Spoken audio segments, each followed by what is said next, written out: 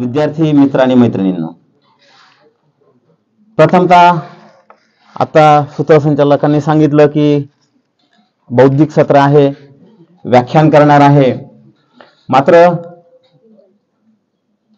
आज व्याख्यान करण्याचा माझा काही मूड नाही. कारण मित्रांनो, निवेदन, भाषण आणि व्याख्यान. भाषण हे मुक्त विषयावर असतं. ज्या जाहीर सभा, मोठमोठ्या राजकीय पक्षांच्या जाहीर सभा असतात, तिथं त्या भाषणांमध्ये विषयाचं बंधन नसतं.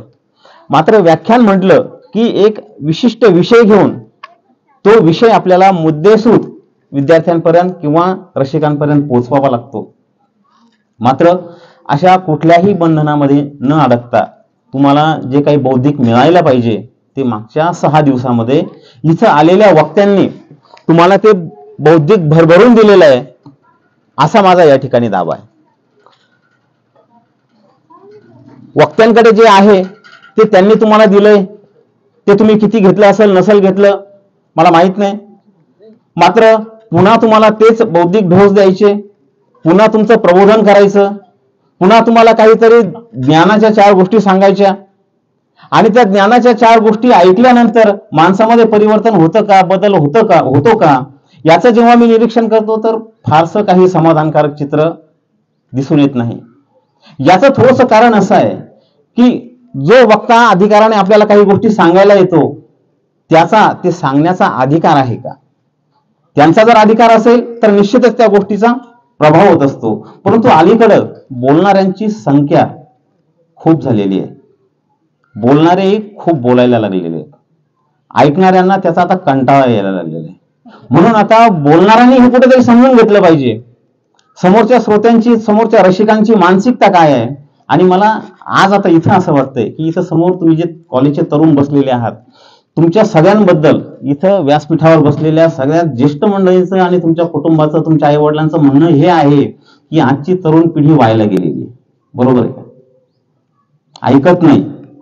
आजच्या तरुणांचं काहीच खरं नाही.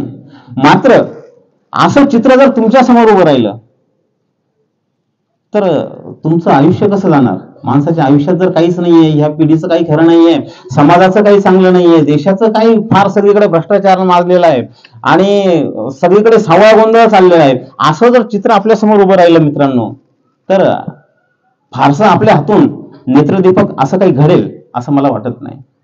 म्हणून प्रबोधन होत असतं.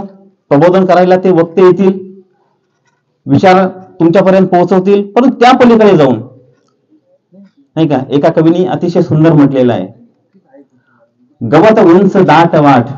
आपला विषय कवितेचा आहे आणि आता कवितेवर आपण फुलून बोलणार आहोत आणि आपल्याला हसून खेळून पुढचा एक आवडला तुम्हाला तर एक अर्धा पाऊण तास बोलणार मी, फार आपला वेळ घेणार नाही. म्हणजे अगोदरच तुम्ही फ्री होताल की आता हे वक्ते किती बोलतात असा काही विषय नाही, 30 मिनिटं 35 मिनिटं बोलणार आहे. तर एका कवीने सांगितलंय, उंच गवत दाट वाट वळत जाय पाय वाट, वळणावर आंब्याचे झाड एक वाकडे. शब्दांमध्ये काय ताकद आहे बघा.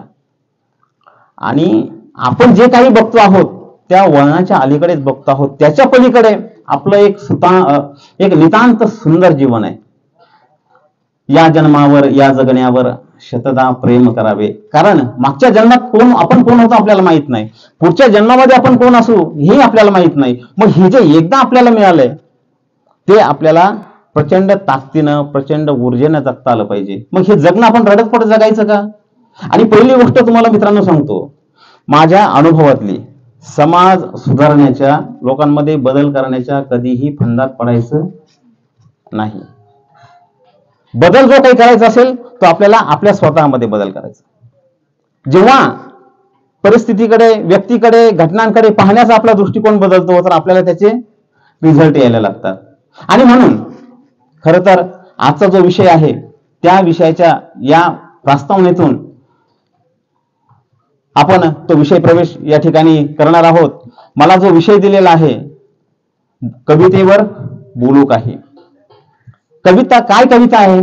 आता अर्थात काहींना वाटलं असेल कवितेवर बोलू काही असा विषय सरांनी का घेतला, शक्यता आहे सरांच्या बायकोचं नाव कविता असेल, पण तसा काही प्रकार नाही. मी बायको या कवितेवर बोलणार नाही. तर अक्षरं एकत्र आली की त्यांचा शब्द बनतो, शब्द एकत्र आली की त्यांचा विचार बनतो आणि असा विचार माणसाच्या आयुष्याला आकार देत असतो. त्या शब्दातून माणसाचं रुदन, कवितेचं आणि प्रेमाचं, प्रेम म्हटलं की सगळे टोकरून बघू लागले, कवितेचं आणि वेदनेचं, कवितेचं आणि प्रेमाचं, कवितेचं आणि आनंदाचं अतिशय जवळचं नातं आहे. कवी प्रवीण दवणे म्हणतात, हसून जगता येण्यासारखे असे काही क्षण असतात. प्रत्येकाच्या आयुष्यामध्ये असतात ना, हसून जगता येण्यासारखे असे काही क्षण असतात. अशा काही क्षणांचे आपल्यावरती ऋण असतात. हे क्षण आपल्याला कधी जगता येतील? आपण जर चिडचिड करत, रागावर, कुणाला तरी नावं ठेवत, कुणावर तरी टीका टिप्पण्या करत असं जर आपण जगायला लागलो तर आपल्याला आनंदाचं जगणं जगता येईल का? त्यासाठी आपण काय केलं पाहिजे? प्रेम केलं पाहिजे. कोणावर प्रेम केलं पाहिजे? शेजाऱ्यावर प्रेम केलं पाहिजे. शेजाऱ्यावर म्हटलं की मुलं इकडे बघू लागले. इथल्या शेजाऱ्यांवर नाही सांगत आहे, आपल्या घरी शेजारीच नाहीत का कोणी? प्रेम शेजाऱ्यावर केलं पाहिजे. आता काही विचारतात प्रेम करायचंय, मग नेमकं प्रेम काय असतं? मंगेश पाडगावकरांनी अतिशय सुंदर शब्दामध्ये सांगितलेलं आहे प्रेम काय असतं.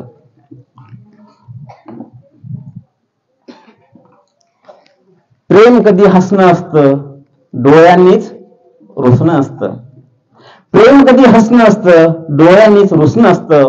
प्रेम कधी भांडतं सुद्धा, निळं चांदणं सांडतं सुद्धा. दोन बोटांची चिठ्ठी सुद्धा प्रेम असतं. घट्ट घट्ट मिठी सुद्धा प्रेम असतं. प्रेम म्हणजे प्रेम असतं. तुमचं आणि आमचं अगदी सेम टू सेम असतं. काय आहे त्याच्यामध्ये? आता एक जणाने विचारलं, सर प्रेम करायचं पण नेमकं कसं करायचं? मग मंगेश पाडगावकर सांगतात ना, प्रेम कसं करावं? प्रेम कुणावर करावं? प्रेम काळजाच्या नात्यावर करावं. प्रेम खडगाच्या पात्यावर करावं. प्रेम काळजाच्या नात्यावर करावं. प्रेम खडगाच्या पात्यावर करावं. प्रेम योगावर करावं. प्रेम भोगावर करावं. त्याहूनही अधिक प्रेम त्यागावर करावं.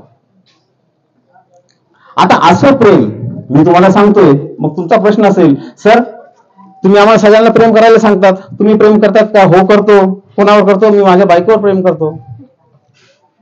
अहो सगळेच करतात ना, यात नवीन काय आहे? माझ्या बायकोवर प्रेम आहे, ते प्रेम कवी प्रवीण दवणेंच्या शब्दात मी तिला कधी कधी म्हणत असतो बायकोला. कारण हे बघा, हे एन्जॉयमेंट जोपर्यंत आपल्या आयुष्यामध्ये येणार नाही, आपण आपलं जगणं जोपर्यंत एन्जॉय करणार नाही, तोपर्यंत आपल्याला या जगण्याचा अर्थच कळणार नाही. तिला मी कधी कधी म्हणत असतो, सखे तू नसतीस तर झाले नसते गडे उन्हाचे गोड चांदणे. कधी कधी तिला मी असंही म्हणतो, तू बसलीस, पानकर सर मी बायकोला म्हणत असतो कधी कधी, तू बसलीस म्हणून मी बसलो, तू हसलीस म्हणून मी हसलो, बस इतकंच, बाकी मन नव्हतं थाऱ्यावर. आता माझ्या या कविता ऐकून आमच्या एका कॉलेजच्या मित्राला ही कविता सुचली. त्यांनी सांगितलं, सर तुम्ही जसं तुमच्या बायकोवर कविता म्हणता, बायकोसाठी कविता म्हणता, तसं मी पण माझ्या मैत्रिणीसाठी कविता बनवली आहे. म्हटलं म्हणून दाखव. त्यांनी कविता म्हणून दाखवली. मी तिच्याकडे पाहिले, तिने माझ्याकडे पाहिले, मी तिच्याकडे पाहिले, तिने माझ्याकडे पाहिले, आणि असेच पाहता पाहता तिचे 2 आणि माझे 4 विषय राहिले.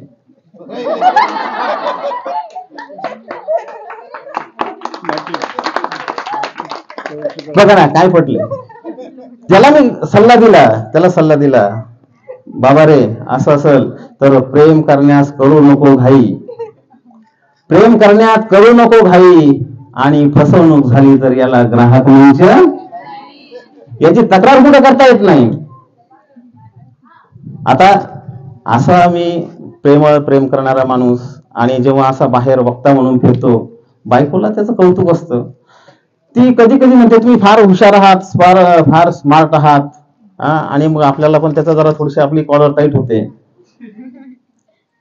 एक दिवस मला बायकोने विचारलं, म्हटलं का हो तुम्हाला झाडावर चढता येतं का? बायकोने विचारलं मला. म्हटलं मला बायकोने विचारलं, तुम्हाला झाडावर चढता येतं का? मी सांगितलं नाही, मला झाडावर चढता येत नाही. मला होच मग तुमच्यापेक्षा माकड बरं आहे म्हणे, त्याला झाडावर चढता येतं म्हणे. मी निर्णय केला मित्रांनो, आपल्याला गप्पाच मारायचे बरं का. व्याख्यान वगैरे ते आता तुमचं सगळं झालेलं आहे. गुजर सरांनी, पानकर सरांनी तुम्हाला सगळं दिलेलं, आपल्याला गप्पा मारायचे 1-1.5 तास, एक अर्धा पाऊण तास. तर मला राग आला, बायको मला माकड म्हटली. मी 8 दिवस शेजारी एक लिंबाचं झाड होतं, त्या झाडावर जाऊन चढण्याची प्रॅक्टिस केली आणि 9व्या दिवशी बायकोला सांगितलं, म्हटलं मला आता झाडावर चढता येतं. म्हणजे खरं चढता येतं? म्हटलं हो. म्हणजे नक्की? म्हणलं हो. म्हणजे मग तुमच्यात आणि माकडात काय फरक आहे? मित्रांनो, ह्या गमती जमती जेव्हा आयुष्यामध्ये येतात ना, तेव्हा आयुष्यामध्ये एक मजा येते. एक दिवस असं टीव्ही चॅनल बघत होतो. चॅनलवर बघता बघता ते जंगली प्राणी दाखवतात, ते कुठे चॅनल आहे Prashant sir? Discovery channel, right. त्या डिस्कवरी चॅनलवर एक भला मोठा असा म्हशीसारखा एक प्राणी आला आणि मला वाटलं आपण थोडीशी बायकोची जरा मजा घेऊया. तिला सांगितलं, बघ तुझे नातेवाईक. तर ती म्हणजे आय्या सासूबाई, म्हणजे असं नाही, जे आहे नाही, जे आहे हे जसं मी इथं जगतो, जसं मी इथं बोलतो, तसंच माझं घरात पण आहे.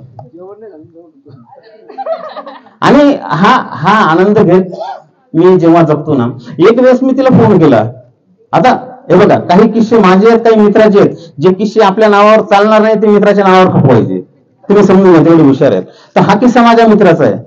तर माझ्या मित्राने बायकोला फोन केला आणि तिला सांगितलं, म्हणजे सॉरी, फोन केला, तिने फोन उचललाच नाही, बायकोने फोनच नाही उचलला. मग दुसऱ्या वेळेस त्यांनी पुन्हा फोन केला, तिने उचलला. चिडला तिच्यावर, इतक्या वेळेचा फोन लावतोय, फोन काय उचलत नाही. तिने सांगितलं, मी त्या रिंगटोनवर नाचत होते.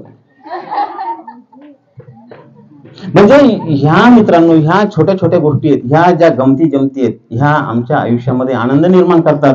यातून कुटुंबामध्ये आपल्या परिवाराशी, आपल्या नातेवाईकांशी संवाद साधला जातो, यातून संवाद वाढतो, भावनिक समतोल साधला जातो आणि यातून माणसाच्या जीवनामध्ये आनंद निर्माण होत असतो. आणि त्यातून माणसाला एक सौंदर्य दृष्टी प्राप्त होत असते. असं म्हटलं जातं कवितेच्या संदर्भामध्ये, आभाळ फाटलं की कथा जन्माला येते, जमीन फाटली की कादंबरी जन्माला येते आणि माणसाचं काळीच फाटलं की त्याच्यातून कविता जन्माला येत असते. ही कविता, हे साहित्य, हे शब्द माणसाच्या जगण्याला आधार देत असतात. आणि त्या शब्दांमध्ये जर कधी प्रेम असेल, कारुण्य असेल, नाही का, बाबा आमटेंनी त्यांचं जे जगणं आहे काय ते अतिशय समर्पक शब्दामध्ये मांडलेलं आहे. थांबला न सूर्य कधी थांबली न धारा. त्यांच्या वाट्याला जो संघर्ष आला, ज्याच्या वाट्याला जे आलं ते माणूस या ठिकाणी बोलत असतो. थांबला न सूर्य कधी थांबली न धारा, आणि या धुंद वादळास ओठला किनारा, दुःखाच्या मुलखातील मी प्रकाश यात्री. बाबा आमटेंनी काय संघर्ष केला माहिती असेल आपल्याला आनंदवनामध्ये. दुःखाच्या मुलखातील मी प्रकाश यात्री, तुडवीत धन निबिडातील त्या भयान रात्री, शापल्या शिळात प्राण जागवित आला, पांगळ्या मुठीत जिद्द जखमातून ज्वाला. म्हणजे इतका संघर्ष ज्यांच्या वाट्याला आला, तो संघर्ष त्यांनी या पद्धतीने शब्दबद्ध केला. हे शब्द त्यांना त्यांच्या आयुष्यामध्ये पुढे जगण्यासाठी प्रेरणा देतात. आणि म्हणून मित्रांनो, या विषयाच्या अनुषंगाने पुढे जात असताना मंगेश पाडगावकर, तुम्ही जर वाचले असतील, किती जणांनी वाचले मंगेश पाडगावकर? तुमचा जन्म व्हायला गेला. एकदा वाचा मंगेश पाडगावकर, एकदा समजून घ्या. मंगेश पाडगावकरांची अतिशय सगळ्यांना भावणारी एक सुंदर कविता या ठिकाणी. मी या ठिकाणी एक 6-7 कविता सादर करणार आहे. त्यात माझ्या एक 3-4 कविता आहेत, काही मंगेश पाडगावकरांच्या आहेत, एक रामदास फुटाणेंची आहे, आणि बस आपला इतकाच कार्यक्रम आहे. रामदास फुटाणेंची ही कविता, कवितेचं शीर्षक आहे लाजून हसणे. एका तरुणीवर, एका मैत्रिणीवर त्यांनी केलेली ही कविता आहे. मंगेश पाडगावकर तिचं असणं, तिचं लाजणं व्यक्त करताना काय म्हणतात बघा. लाजून हसणे आणि हसून पाहणे, लाजून हसणे आणि हसून पाहणे, मी ओळखून आहे सारे तुझे बहाणे. लाजून हसणे हसून पाहणे मी ओळखून आहे सारे तुझे बहाणे. डोळ्यास पापण्यांचा का सांग भार भावा. आपल्या डोळ्यांच्या पापण्या ना त्याचं ओझं होतं का आपल्या डोळ्यांना. किती हळूवार शब्द वापरलेत बघा. डोळ्यास पापण्यांचा का सांग भार भावा. मिटताच पापण्या का चंद्र हा दिसावा. डोळे बंद केले की आपण कोणत्या दुनियेत जातो. सगळ्यांना वाटतं झोपलेले, पण आपल्या दुनियेत काय चालू असते आपल्यालाच माहिती. डोळ्यास पापण्यांचा का सांग भार भावा. मिटताच पापण्या का चंद्र हा दिसावा. हे प्रश्न जीव घेणे हरती जिथे शहाणे. मी ओळखून आहे सारे तुझे बहाणे. पुढच्या कडव्यामध्ये मंगेश पाडगावकर म्हणतात अतिशय सुंदर शब्दामध्ये, एखाद्याचं जर ब्रेकअप झालं, मन तुटलं, त्याला फार वेदना फार दुःख होतं, ते शब्द मंगेश पाडगावकरांनी व्यक्त केलेला आहे. हाती धनुष्य ज्याच्या त्याला कसे कळावे. बाकी सर अरे जाऊ दे सोडून दे चालूच असतं नाही का. पण मंगेश पाडगावकर काय म्हणतात बघा. हाती धनुष्य ज्याच्या त्याला कसे कळावे. हृदयात बाण ज्याच्या त्यालाच दुःख ठावे. अरे ज्याची गलती त्यालाच कळती. हाती धनुष्य ज्याच्या त्याला कसे कळावे. हृदयात बाण ज्याच्या त्यालाच दुःख ठावे. तिरपा कटाक्ष भोळा आम्ही इथे दिवाने. मी ओळखून आहे सारे तुझे बहाणे. शेवटच्या कडव्यामध्ये मंगेश पाडगावकर म्हणतात जाता समोरून तू उगवे टपोर तारा. जाता समोरून तू उगवे टपोर तारा. देशातून फुलांच्या आणि सुगंध वारा. रात्रीस चांदण्यांचे सुचते सुरेल गाणे. मी ओळखून आहे सारे तुझे बहाणे. मी ओळखून आहे सारे तुझे. मित्रांनो, या शब्दांमध्ये या कवितांमध्ये प्रचंड ताकद आहे नाही का. आता ब्रेकअप बद्दल मी बोललो नाही का. हे अनुभव प्रत्येकाच्या म्हणजे मी सोडून बरं का आयुष्यामध्ये येत असतात. कोणी सांगतं कोणी सांगत नाही. 15 वर्षापूर्वी 20 वर्षापूर्वी शाहरुख खानचा एक पिक्चर आला होता सर, पानकर सर, डर नावाचा. आणि त्या चित्रपटात शाहरुख खान आणि मला वाटतं जुही चावला राईट, मॅडम ना बरोबर आठवलं. तर शाहरुख खानचा एक डायलॉग होता, किरण तू मेरी नहीं हो सकती तो किसी की भी नहीं हो सकती. पण आताचे तरुण मित्राला काय सल्ला देतात, ए चल छोड़ दे ओ नहीं तो कोई और सही. मग इतका हा विषय महत्वाचा असताना भाऊसाहेब पाटणकरांसारख्या गझलकाराच्या नजरेतून हा विषय कसा सुटेल. लैला मजनू माहितीये. वा वा क्या बात आहे. म्हणजे कदाचित भगतसिंग डॉक्टर बाबासाहेब आंबेडकर हे आम्हाला माहिती असतील की नाही माहित नाही, परंतु लैला मजनू मात्र आणि त्यांचं दुःख तर अगदी सगळ्यांनाच माहिती असतं. त्या मजनूने लैलासाठी काय काय केलं हा सगळा इतिहास आता तुम्ही चित्रपटात कादंबरीत पुस्तकात कुठेतरी वाचला असेल. भाऊसाहेब पाटणकर त्या मजनूला गझल म्हणून काय सांगतात माहिती का. म्हणजे भाऊसाहेब पाटणकर आता जो मित्र आहे ना, अरे हो नाही तर कोई और सही असा त्याला सल्ला देतात. मजनू काय म्हणतात भाऊसाहेब पाटणकर,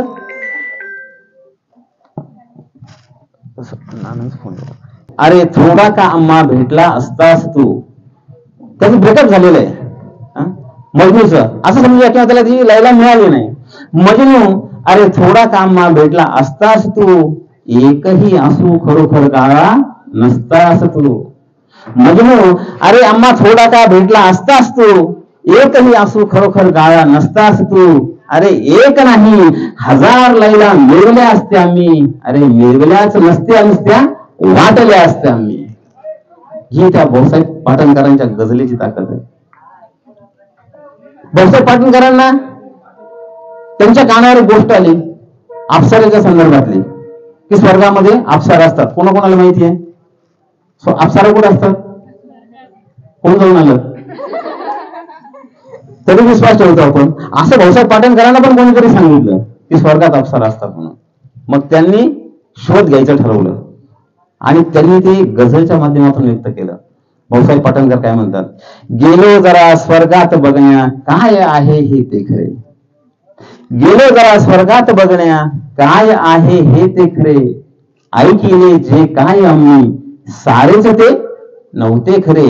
ऐशे नव्हे सर, अप्सराबद्दल बोलतोय, आता तरी लक्ष द्या इकडे. त्यातून एक दुसरी कविता ऐकायचं मूड आहे का सगळ्यांचं? आवडतंय का? घुंगरू नावाची कविता आहे, जी मराठवाडा साहित्य संमेलन झालं आत्ताच गंगापूरला, आणि त्या संमेलनामध्ये ही कविता मी या ठिकाणी सादर केली. कुणाला आपल्या बायकोसाठी किंवा कुठल्या एखाद्या प्रियशीला आपल्या प्रियकरासाठी कुणाला काय व्हावं वाटतं, कुणाला काय व्हावं वाटतं, चांद तारे, ते खूप काही आहे. तसं मलाही काहीतरी व्हावं असं वाटलं, आणि मग काय व्हावं, काय करावं. असं एक दिवस सकाळी झोपलेलो असताना नळाला पाणी आलं, तिने हंडा भरून पाणी घेतलं आणि घराला तुमच्या आशीर्वादाने नुकतीच फरची बसवली. तिच्या पायामध्ये चेन घेतली मी, चांदीची चेन, आणि तिने तो हंडा डोक्यावर घेतला आणि अशी चालली होती. तर त्या फरचीवर त्या चैनांचा असा छम छम छम छम असा आवाज आला, आणि मी झोपलेलो होतो. तो सुंदर नाद कवीच्या डोक्यात गेला. जे न देखे रवी ते देखे. डॉक्टर साहेब, त्या पैंजणामधला जर मी घुंगरू झालो तर काय होईल बघा.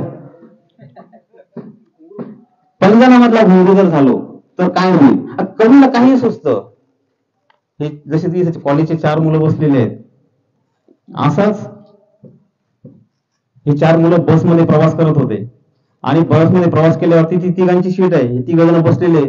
तिथं एक ज्येष्ठ महिला आली, म्हणजे एक म्हातारी स्त्री आली, आणि ती म्हणली, बाबा रे, मी म्हातारी, मला बसू द्या. हे म्हटले, नाही आजी, आमची जागा आहे म्हणे. का देतो आपण जागा? नाही देत, आमची जागा आम्ही पकडलेली, ही जागा नाही म्हणे. तर ती आजी जुनी होती, डॉक्टर संगेकर साहेब, बनसोड सरांच्या काळातली. अरे असं काय करतो म्हणे, एक तीर 7 जणांनी वाटून खाल्ला होता म्हणे. तर हा कार्यकर्ता आपल्या कॉलेजचा नसेल कदाचित, ते वाटून खाणारे हरामखोर असतील म्हणे, मी त्यांच्या जातीचं नाही.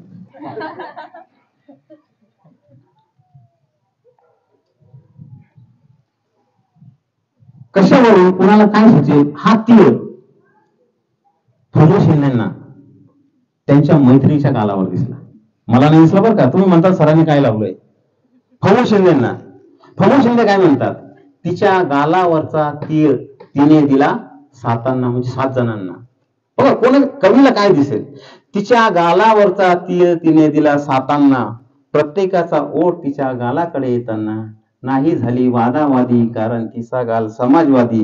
तिच्या एका स्पर्शाने म्हाताराही तरुण झाला, आणि काठा काठाने का होईना समुद्र फिरून आला. फडणवीस शिंदेने म्हटलेले, मी नाही म्हटले. डॉक्टर साहेब, टाळ्या वाजता म्हणजे पटतंय सगळ्यांना, आणि तुम्ही कंटाळी मला सांगा, मी तुमच्यातला माणूस लगेच संपून टाकेल. तर मित्रांनो, मला मग ते बायकोच्या पैंजणामधलं घुंगरू व्हावं असं वाटलं, आणि मग नंतर काय गमती जमती झाल्या ते या कवितेमध्ये मी या ठिकाणी मांडलेलं आहे. तिच्या पैंजणातील मी घुंगरू, त्यावर तिचाच ताबा. म्हणजे चालायचं कधी आणि ते छमछम वाजायचं कधी, कोणाच्या हातात आहे? तिच्याच हातात आहे. तिच्या पैंजणातील मी घुंगरू, त्यावर तिचाच ताबा. नाद वेडावतो तिला त्याचा, कारण नादच फळा माझा. कारण मी घुंगरू आहे ना, मग नाद कुणाचा? तो माझा आहे. नादच वेडावतो तिला त्याचा, कारण नादच फळा माझा. मित्रांनो, कुणाला व्हावे वाटते अंबानी बिर्ला, तर कुणाला टाटा. कुणाला व्हावे वाटते अंबानी, कुणाला बिर्ला, तर कुणाला टाटा. मी मात्र घुंगरूच बरा, तिच्या पायाशी खेळण्यात नशिबाचा भारी वाटा. ती झपझप चालताना घुंगराचा आवाज झाला. बायको कशी चालते? झपझप. ती झपझप चालताना घुंगराचा आवाज झाला. आवाज की हो ऐकून चंद्र तिच्या पायाशी आला. बघा, त्या घुंगराचा जो नाद होता तो कोणी ऐकला? चंद्राने ऐकला, आणि तो तिच्या पायाशी आला. आणि मग आता इथून पुढे त्यांच्या दोघांचा संवाद चालू झाला, बायकोचा आणि चंद्राचा. कमी कल्पना आहे बरं का, खरं वगैरे काही नाही. चंद्र तिला म्हणाला, एका घुंगरात बसू का? माझं बघून तिला काय म्हणाला? एका घुंगरात बसू का, मी तुझ्या बसू का, उंच आकाशी जाऊ आपण, गोड गाणे गाऊ आपण. माझा इकडे जीव जळायला लागला माझ्या बायकोला. चंद्र म्हणतो, काय म्हणतो? म्हणाला, एका घुंगरात बसू का, मनी तुझ्या बसू का, उंच आकाशी जाऊ आपण, गोड गाणे गाऊ आपण. ही मात्र लबाड, खट्याळ आणि द्वाड बायको. ही मात्र लबाड द्वाड आणि खट्याळ ती हो म्हणाली, चंद्राला हो म्हणाली, उंच उडाली, माझ्या सगत चंद्राच्या प्रकाशात बुडाली. रिमझिम रिमझिम खळखळ छनछन मोर पिसांचे माथी लिंपन, चंद्राचा धरुणी हात गीत नाचरे डोलू लागले. चंद्रासोबत मोर पिसांचे माथी लिंपन, चंद्राचा धरुणी हात संगीत नाचरे डोलू लागले. देहभान हरपुनी गीत प्रेमाचे बोलू लागले. चंद्र रुसला. आता हे बघा, तिथं पण त्यांच्या कोड्या सुरू झाल्या बायकोच्या आणि चंद्राच्या. चंद्र रुसला तेव्हा असला, काजळाचा तीट तिचा जेव्हा त्याच्या गाली बसला. मी बिचारा वाजून थकलो. आता माझं काय काम राहिलं तिथं. मी बिचारा वाजून थकलो, थकून थकलो आणि खूपच थकलो. रुसलो आणि चिडीचूप बसलो. कळ माझी तिच्या हृदयात गेली. आता आपला जो सखा आहे तो रुसला, तो नाराज झाला, हे तिला कळलं. कळ माझी तिच्या हृदयात गेली, म्हणाली वेड्या चंद्र म्हणजे गाडी आहे. काय म्हणते ती, माझी समज कशी काढली. वेड्या चंद्र म्हणजे गाडी आहे, आभाळ आपुली माडी आहे. तू राजा आणि मी राणी, चंद्राची ही मी काढलेली खोडी आहे. कारण तूच पैंजण तूच घुंगरू वाजतो खळखळा, तूच पैंजण तूच घुंगरू वाजतो खळखळा. खरं सांगू का राजसा, तुझा नादच फुला, तुझा नादच फुला, तुझा नादच. धन्यवाद. म्हणजे माझ्या कवितेला वन्स मोर मिळते, माझ्यासाठी ही एक खूपच आनंदाची गोष्ट आहे. आणि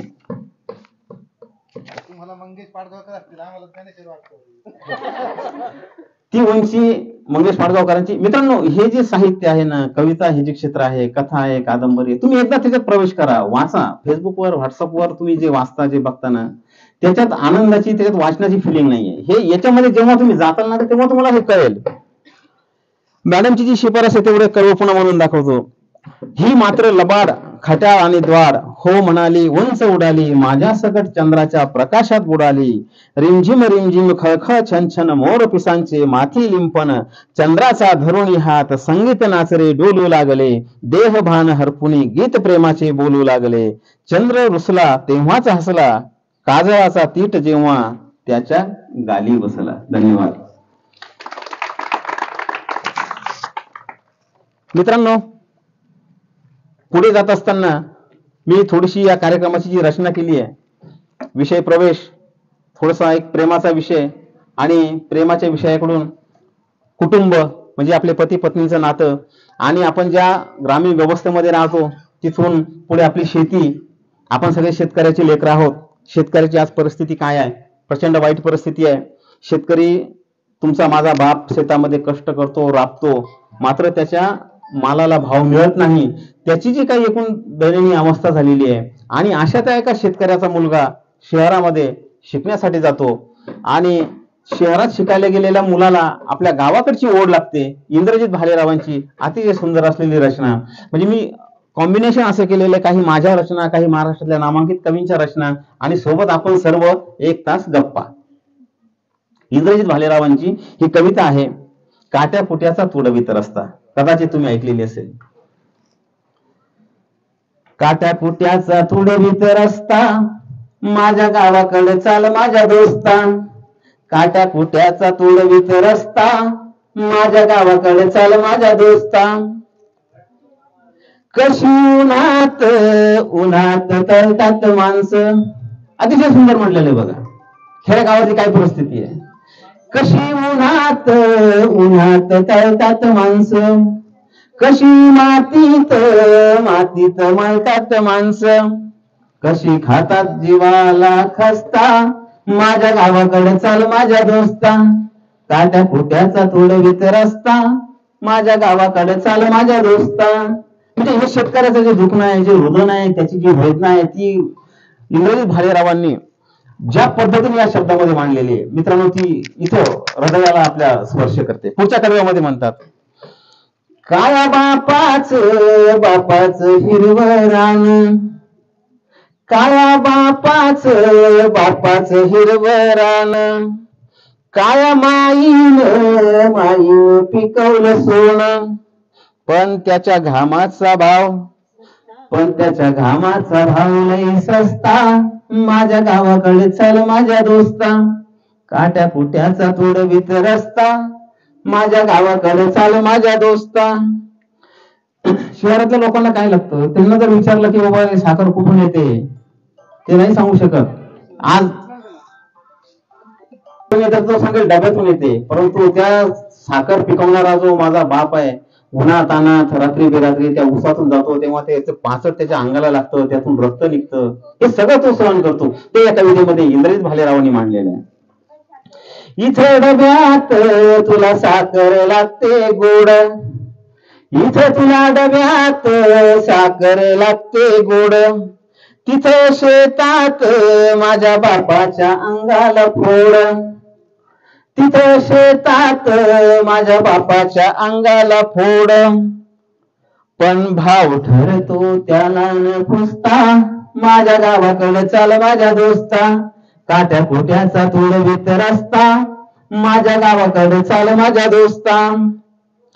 जेव्हा दुष्काळ गिरट्या घाली. आता ग्रामीण भागात आपण बघतो काय परिस्थिती आहे, जनावरांना पिण्यासाठी पाणी नाही, शेतकऱ्यांना शेतामध्ये विहिरीत पाणी नाही, आणि या सगळ्या परिस्थितीसोबत त्याला संघर्ष करायचा आहे.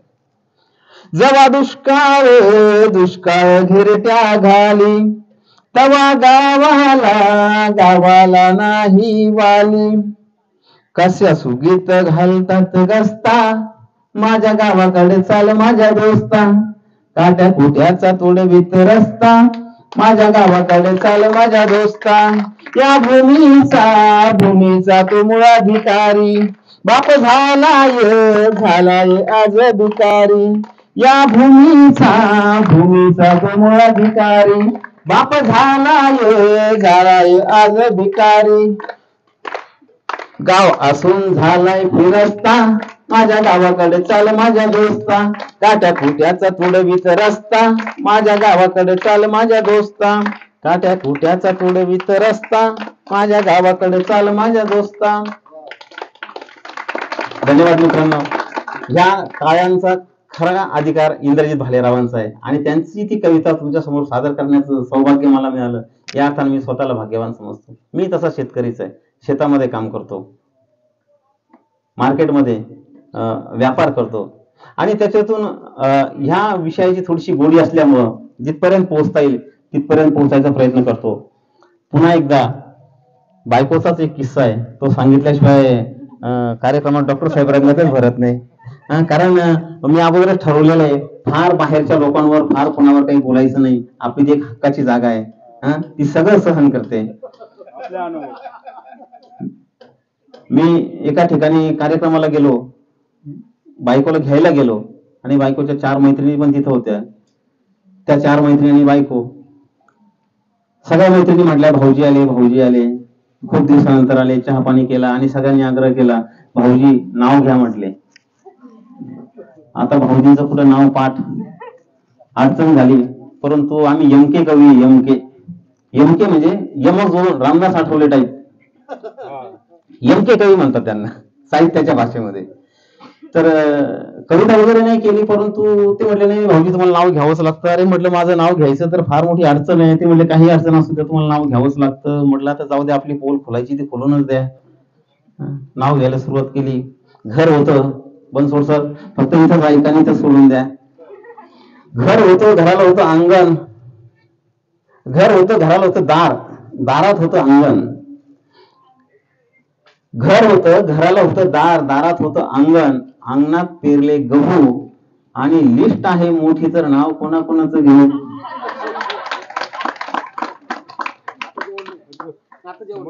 नाही, याच्यावर खरोखर 4 दिवस जेवण मिळालं नाही मला, हे खरं आहे.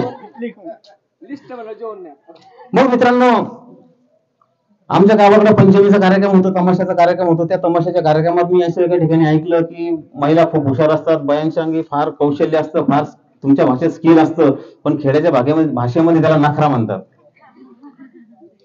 डॉक्टर साहेब, मी ते तिथं ऐकलं आणि घरी गेलो. आता आपली कॉलर आपण जरा स्वतःला स्मार्ट समजतो. म्हटलं मी ते ऐकलं, ते लोक बोलत होते महिला अशा असतात, तशा असतात, नखरे असतात. म्हटलं तुझ्या अंगामध्ये काही नखरा आहे का? असेल तर दाखव. ती फार ती म्हणले नाही असं नाही म्हणे, ते जेव्हा वेळ येईल का तेव्हा दाखवेल म्हणे. तर मित्रांनो, मी शेतकरी, शेतामध्ये नांगर धरला. असं हे जसं तुमचं गाव आहे आणि गावाच्या पलीकडे नदी आणि नदीच्या पलीकडे माझं शेत आहे, तर शेतामध्ये नांगरायला गेलो. तिला सांगितलं दुपारी माझा जेवणाचा डबा घेऊन ये. ती जेवणाचा डबा दुपारी घेऊन आली. 1-1:30ची वेळ असेल. येता येता तिने काय केलं, नखरा दाखवायचं ठरवलं. अशीच नदी होती आणि त्या नदीवर एक कोळी मासे पकडत होता. ती त्या कोळ्याकडे गेली आणि म्हणे, भाऊ मासे काय भाव दिले? 100 रुपये किलो. म्हणे 100 घ्या आणि 1 किलो मासे मोजून दे. मॅडम, आमच्या मॅडमने 1 किलो मासे मोजून घेतले, रुमालात बांधले आणि मी जिथं नांगर, ते जुना नांगर होता बघा, तो नांगर असा दोन्ही हाताने पकडलेला, पुढे बैल चाललेली, गपचूप माझ्या पाठीमागून आली आणि एका तासामध्ये एक मासा तिने 5-5 फुटावर टाकून दिला. गपचूप लिंबाच्या झाडाखाली जाऊन बसली आणि अहो या म्हणले, तुमचं जेवण आणलं, जेवण करून घ्या. भूक लागलेली होती मित्रांनो. गेलो, जेवण केलं आणि टाइमपास करू नये म्हटलं की आपण लगेच पुन्हा नांगर गळ्यात घालावा, म्हणून पुन्हा नांगराकडे गेलो. बैलांना सोडलं, बैलांना गळ्यात घातलं, जोतं टाकलं आणि असं समोरून फिरायचं तर मला त्या तासामध्ये मासा पडलेला दिसला. माशाची आपण फार रसिक आहे, काळी भाजी सर. तो काळा मासा पडलेला दिसला, तो उचलला, थोडीशी पुढे नजर गेली, अजून एक मासा दिसला, अजून पुढे बघितलं. काय आश्चर्य, काय कमाल आहे, नांगरलेल्या वावरामध्ये मासे सापडले. असा शर्टाचा कोसा केला आणि एक मासे जमा करत गेलो. मॅडम 1 किलो मासे जमा झाले. काय आनंद झाला, काय सांग.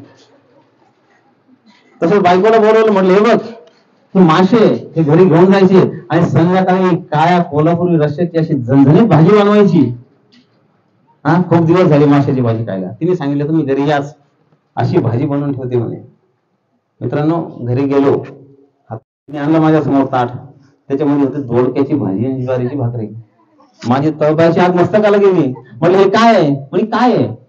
म्हणलं तुला दुपारी काय करायला सांगितलं? म्हणजे काय करायला सांगितलं होतं? म्हणलं तुला नांगरलेल्या वावरात मला जे मासे सापडले, ते मासे तुझ्या पाठीत दिले आणि त्याची भाजी करा. वेळी झाले का म्हणे? असे नांगरलेल्या वावरामध्ये कुठे मासे सापडतात का? म्हणलं हे बघ, मला बिघडायला लागू नको तू. माझी जर कधी सरकली तर मग काही खरं नाही. ती असं होतच नाही ना. मित्रांनो, आमचा एवढा वाद पेटला, तो वाद गावातल्या तंटामुक्त कमिटीकडे गेला. तंटामुक्त कमिटीचे अध्यक्ष, सरपंच असे सगळे मंदिराच्या पारावर बसले. आम्हाला दोघांना तिथे बोलवलं. किस्सा आहे बरं का, खरं नका समजू. विचारलं आमच्या मॅडमला, सांगा म्हणे बाई काय झालं, ताई काय झालं? ती मला काय माहिती, त्यांनाच विचारा म्हणे काय झालं. मी सांगितलं, म्हटलं अध्यक्ष साहेब, काल शेत नांगरत असताना मला त्या नांगरलेल्या शेतामध्ये मासे सापडले. ते सगळे हसायला लागले, म्हणजे पागल झाले का म्हणे. नांगरलेल्या वावरात पुढे मासे सापडतात का?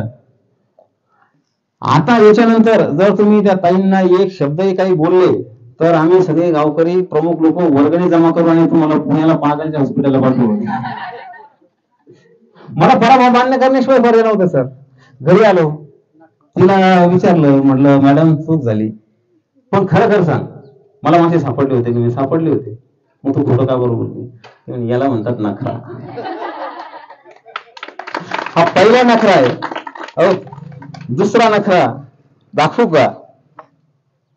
तर मित्रांनो, चला हसत खेळत आपल्याला या कार्यक्रमामध्ये पुढे जायचं आहे आणि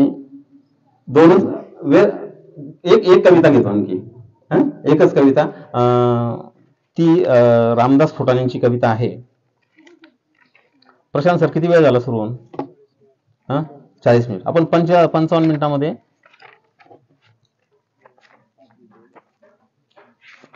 ही कविता पाठ आहे, परंतु त्यातलं एखादं वाक्य सुटू नये. त्यामध्ये मित्रांनो, जी काही परिस्थिती आहे, आज इथं बसलेल्या कोणाला जरी विचारलं, त्या मुलीला विचारलं तू कोण आहेस, तर ती सांगेल माझं नाव सविता, अनिता, रवीना, करीना, ऐश्वर्या. त्याच्या पुढे जाऊन तिला विचारलं तू कोण आहेस, तर ती सांगेल मी आमच्या आमच्याची मुलगी आहे. त्याच्या पुढे जाऊन विचारलं की बेटा तू कोण आहेस, तर ती नंतर सांगेल की मी या जातीची आहे. त्याच्या पुढे जाऊन तिला विचारलं की बेटा तू कोण आहेस, तर मी सांगेल मी या धर्माची आहे. त्याच्या पुढे जाऊन विचारलं की तू कोण आहेस, तर मी महाराष्ट्रीयन आहे. त्यानंतर मी मराठी भाषिक आहे. आणि मग नाही बेटा मला हे नाहीच, मला हे प्रश्न उत्तर नकोय, तू कोण आहेस. शेवटी ती सांगेल मी भारतीय आहे. हे या देशाचं दुखणं झालंय. या देशामध्ये निळ्या रंगाचं रक्त मोठ्या प्रमाणात उपलब्ध आहे. या देशामध्ये हिरव्या रंगाचं रक्त मोठ्या प्रमाणात उपलब्ध आहे. या देशामध्ये भगव्या रंगाचं रक्त मोठ्या प्रमाणामध्ये उपलब्ध आहे. या देशातलं लाल रक्त संपलंय ही या देशाची शोकांतिका आहे मित्रांनो. आणि इथल्या या व्यवस्थेनं, इथल्या या राजकीय व्यवस्थेनं हा जो संघर्ष समाजात, जाती जातीत, गटात गटात, तटातटात पेटवला, त्याने आपली जी काही अधोगती होती आहे ती माणसाला, संवेदनशील माणसाला प्रचंड वेदनादायी आहे. या अनुषंगाने रामदास फुटाळ्यांची एक रचना या ठिकाणी मी आपल्यासमोर सादर करतो. शाळेमध्ये असताना आपण एक प्रार्थना म्हणायचो. कुठली प्रार्थना? भारत माझा, आपला नाही म्हणत ना आपण, भारत आपला देश नाही म्हटलो, भारत माझा देश म्हटलो. कारण जेव्हा माझा म्हणतो तेव्हा त्या गोष्टीबद्दलची एक आत्मीयता जी असते ते आपल्याला अधिक आपल्या जवळचं वाटायला लागतं. या देशामध्ये हुशार लोकांची कमी नाहीये. हुशार, प्रचंड हुशार आहे, प्रचंड बुद्धिमान आहे. पण त्यांची ती हुशारी, त्यांचं ते कौशल्य जर समाजाच्या विकासासाठी, समाजाच्या गतीसाठी जर आपल्याला कामा येत नसेल तर ते त्या हुशारीला काय करायचं. एक छोटासा किस्सा सांगून मी कविता सादर करणार आहे, समारोप करणार आहे. देशातला एक महान वक्ता सध्या, खरं तर अगोदर मला ते सांगायचं होतं की व्याख्यान का नाही, कारण ज्याच्या घरामध्ये बनसोडे सर, ज्याच्या घरामध्ये देवार आहे तो सांगतो देवाचं काही खरं नाही. ज्याच्या घरात देवार आहे तो सांगतो देवाचं काही खरं नाही. आणि ज्याचं देवाशिवाय पान हलत नाही तो विचारतो शंकराचार्य कोण. ज्याचं देवाशिवाय पान हलत नाही तोच विचारतो शंकराचार्य कोण. मित्रांनो, ही समाजातली अत्यंत वेदनादायी परिस्थिती आहे. या देशातले ते जे मोठे नेते आहेत, नरेंद्र मोदी यांची एकदा महाराष्ट्रामध्ये एक सभा ठरली आणि त्या सभेमध्ये, इकडे लक्ष नाही का, शेवट समारोप आहे, त्या सभेमध्ये त्यांनी आपल्या महाराष्ट्रातला सगळ्यात हुशार नेता कोण याची परीक्षा घ्यायचं ठरवलं. नरेंद्र मोदी साहेबांनी काय सूचना आहे? नरेंद्र मोदी साहेबांनी ठरवलं की आपल्याला देशातला हुशार नेता कोण आहे हे शोधायचं ठरवलं. त्यांनी काय केलं, एक 100ची नोट घेतली. ते भाषण झालं होतं, भाषणामध्ये त्यांनी तो किस्सा सांगितला. एक 100ची नोट घेतली आणि गिरीश महाजनांकडे दिली. गिरीश महाजन माहिती आहे, त्यांच्याकडे दिली आणि त्यांना सांगितलं, गिरीश महाजन हे 100 रुपये घ्या आणि असं काहीतरी आणा की 3 खोल्या भरल्या पाहिजे. गिरीश महाजन मार्केटमध्ये गेले, खूप फिरले, पण त्यांना 100 रुपयात 3 खोल्या भरतील असं काही मिळालं नाही. लासूरला पटेल स्वामी होती, ते लाकडाचा भुस्सा होता. ते त्यांच्याकडे 100 रुपयाचा भुस्सा आणला आणि त्या रूम मध्ये टाकला. ती रूम काही भरली नाही. मी नाही म्हटलो, नरेंद्र मोदी सांगले यांच्या डोक्यामध्ये, मी नाही म्हटलं बरं का, मोदींनी सांगितलं. त्यानंतर त्यांनी ठरवलं, त्यांनी बोलवलं चंद्रकांत पाटलांना, हे 100 रुपये घ्या म्हणे आणि 3 रूम भरतील असं काहीतरी करा. चंद्रकांत पाटलांनी 100 रुपये घेतले, मार्केटमध्ये गेले, त्यांनाही काहीच मिळाना. त्यांना ते अलंकार सारखं पाण्याचं जारचं दुकान दिसलं. त्यांच्याकडे ते 100 रुपयाचं पाणी घेतलं आणि त्या रूम मध्ये आणून टाकलं, तर त्यात एकही रूम भरली नाही. नरेंद्र मोदींनी सांगितलं, यांचं काही खरं नाही, यांच्या डोक्यामध्ये, तुम्ही म्हणता बरं का, मी नाही म्हणताय. मग त्यांनी देवेंद्र फडणवीसांना बोलवलं आणि फडणवीसांना सांगितलं, हे 100 रुपये घ्या आणि त्या रूम भरल्या पाहिजेत तिने, असं काहीतरी करा. ते साहेब ओके, हा माणूस अर्ध्या रात्री काही करू शकतो, सगळ्यांना माहिती. कोण? देवेंद्र फडणवीस. 100 रुपये घेतले का किराणा दुकानात गेले, 100 रुपयापैकी 3 रुपयाची मेणबत्ती घेतली, 2 रुपयाची काड्याची पेटी घेतली, 3 रूम मध्ये 3 मेणबत्त्या लावल्या आणि 3 खोल्या प्रकाशाने भरल्या. मोदींनी सांगितलं, हा हुशार माणूस आहे. पण मित्रांनो, किस्सा इथं नाही संपला. समोर अण्णा हजारे बसलेले सभा ऐकण्यासाठी. अण्णा हजारे लगेच उठून उभे राहिले. म्हणले, मोदी साहेब थांबा, माझा प्रश्न हा भ्रष्टाचाराचा आहे. म्हणले, कसं? म्हणले, तुम्ही गिरीश महाजनांना 100 रुपये दिले सर, त्यांनी 100 खर्च केले. तुम्ही चंद्रकांत पाटलांना 100 दिले, त्यांनी 100 खर्च केले. पण तुम्ही यांना 100 दिले आणि 95 वाचवले, 5च खर्च केले, त्या 95 रुपयाचा हिशोब कुठे आहे? तर मित्रांनो, म्हणजे अशा पद्धतीनं हे काही जे काही सगळं चाललंय, तर त्याच्यातून आपण आपल्याला पुढे जात असताना जे काही चांगलं घेता येईल ते चांगलं घेण्याचा प्रयत्न करायचा आहे. आपण अगोदरही भारतीयच होतो, आताही भारतीयच आहोत आणि शेवटीही भारतीयच असू, हा संदेश देणारी ही एक कविता आहे. भारत कधी कधी माझा देश आहे. आजचं जे व्यवस्थेचे रुजन आहे, जी वेदना आहे, त्यांनी ती या कवितेमध्ये व्यक्त केलेली आहे. भारत कधी कधी माझा देश आहे, आम्ही सारे भारतीय अलग अलग आहोत. भारत कधी कधी माझा देश आहे, आम्ही सारे भारतीय अलग अलग आहोत. माझं आयुष्य हा काही राष्ट्रीय एकात्मतेचा प्रबंध नाही. अन्य जाती धर्माशी माझा काहीचाही संबंध नाही. माझ्या जातीचा माणूस, माझ्या धर्माचा माणूस हाच माझा भाऊ आहे. माझा देश माझा खाऊ आहे. खाऊन खाऊन तो संपणार आहे. प्रांतांची जुंपणार आहे. जुंपल्यानंतर फाटतील, एकमेकांना लुटतील. पुन्हा नवे परकीय साम्राज्यवादी येतील. पुन्हा नव्या स्वातंत्र्य संग्रामासाठी नवे टिळक, नवे गांधी होतील. त्यांचेही पुतळे उभे राहतील. पुतळ्यावर कावळे बसतील, खुर्च्यांवर बगळे बसतील. पुन्हा आम्ही एक होऊ, राष्ट्रीय एकात्मतेचं गीत गाऊ. हम सब एक है, हिंदू मुस्लिम भाई भाई, हिंदू सिख भाई भाई, हिंदू जैन भाई भाई, हिंदू सुद्धा भाई भाई. तोपर्यंत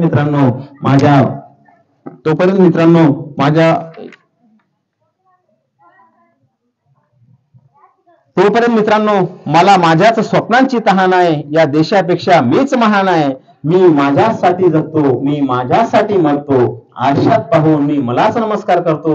तेव्हा माझ्या पंथाचा जय जयकार असो, माझ्या प्रांताचा जय जयकार असो, माझ्या धर्माचा जय जयकार असो. आणि झालंच तर कधी कधी माझ्या देशाचा सुद्धा जय जयकार असो.